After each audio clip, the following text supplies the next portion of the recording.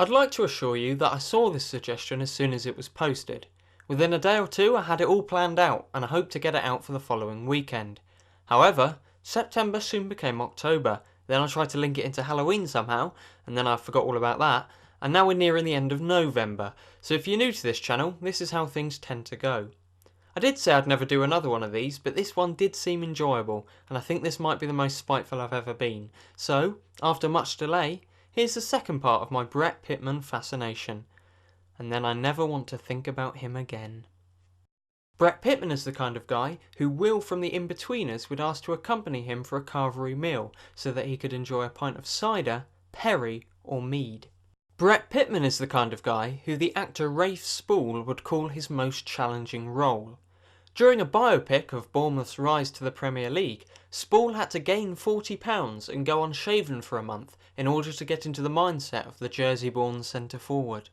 Brett Pitman is the kind of guy who calls children nippers. He has strong opinions about nippers running around in pubs, and the use of the word nippers aside, I would agree with him. Brett Pitman is the kind of guy that would appear during a musical advert for Screwfix. He would emerge during the 30-second TV spot in order to sing about next day delivery on a range of petrol generators. Brett Pitman is the kind of guy who would attend a weekly car boot sale with his elderly mum. This sounds quite normal, but you have to consider the following caveats. Each week they arrive in a large white transit van, driven by the mum, not him, but they very rarely utilise the storage space, preferring to hunt for DVDs and fishing equipment. His mum is surprisingly agile for her age and is more than happy to handle much of the haggling. When they do make a large purchase, it tends to be something like a flat screen television for 2 weeks running, or a job lot of dining room chairs with no table. Do they resell their purchases, or do they just hoard what they buy? You're never quite sure. Brett Pitman is the kind of guy who would turn up on Would I Lie to You as the mystery guest.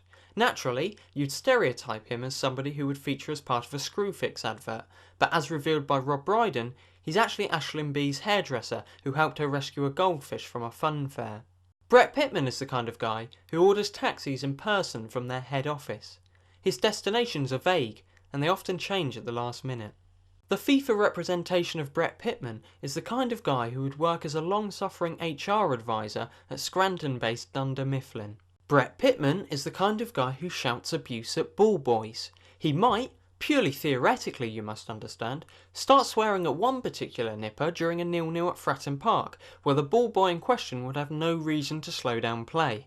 This is of course complete fiction, and I wouldn't want anyone to come away thinking that this actually happened.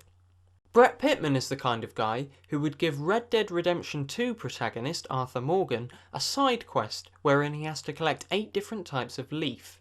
When you eventually reach your quota and return them to him, a cutscene implies he's going to have sex with a tree.